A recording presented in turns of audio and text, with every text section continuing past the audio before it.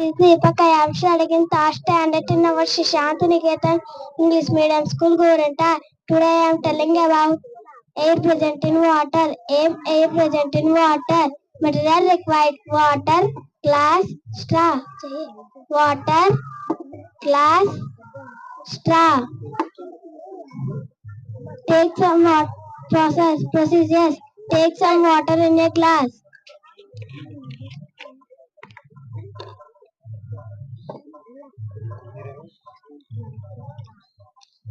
Dip one end of the straw in the water. Blow air to the other end.